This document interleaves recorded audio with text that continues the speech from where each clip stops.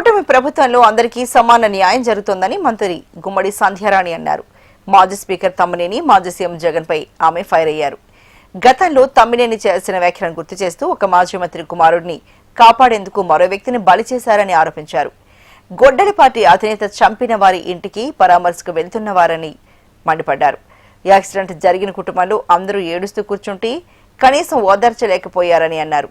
ఎన్ని ఘోరాలు చేసినా పోలీసులు ఏమీ చేయకూడదు అంటున్నారని, చట్టం ముందు అందరూ సమానమేనని, ఎక్కడ ఉన్నా చట్టం తన పని తాను చేస్తుందని స్పష్టం చేశారు.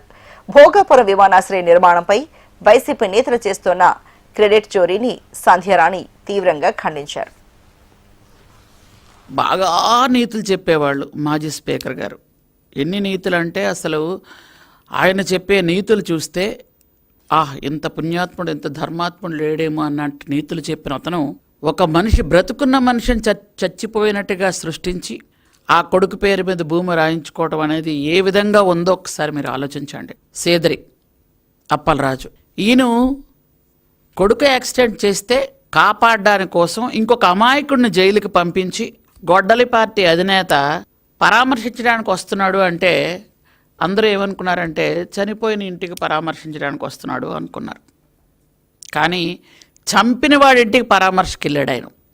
అంటే ఈయన తాలూకా 45 సంవత్సరాలకు వయసు అయిపోయిన వాడిని ఒక చిన్న పిల్లాడు 18 ఏళ్ళ పిల్లాడు గుద్దేస్తే అది పెద్ద ఇష్యూనా అని అడుగుతున్నాడు ఆయన. అంటే 45 సంవత్సరాలకు మనిషికి ఆయుష్ అయిపోయినట్లు లెక్క. ఒక భార్య భర్తను కోల్పోయి ఏడుస్తుంది, 2 పసిపిల్లలు తండ్రిని కోల్పోయి ఏడుస్తుంటే ఇక్కడ నీకు వీళ్ళు కావాల్సి వచ్చారు, వాళ్ళు అవసరం లేదు, కనీసం వాళ్ళని పరామర్శించవు, వాళ్ళ దగ్గరికి వెళ్ళవు, వాళ్ళు ఏంటని అడగవు, అతను చచ్చిపోవలసిన వాడని నువ్వే డిసైడ్ చేస్తావు. గొడ్డలి పార్టీ అధినేతకి ఎలాగైతే పరామర్శలు పలకరింపులకు వచ్చినప్పుడు మనుషుల తల మీద నుంచి కార్లు తీసుకెళ్ళిపోవడం అలవాటో వీళ్ళకి ఇక్కడ ఇవన్నీ అలవాటు. తప్పులు చేస్తారు, నేరాలు చేస్తారు, ఘోరాలు చేస్తారు, కవ్వింపు చర్యలు చేస్తారు. ఇవన్నీ చేసినా పోలీసులు వాళ్ళని ఏమనకూడదు అంటే కక్షాదింపు చర్యలు అనుకొని ముందుకు వస్తున్నారు. మీరు 7 సముద్రాలు దాటి అక్కడ నివాసం ఉన్న చట్టం తన పని తను చేసుకెళ్తుంది.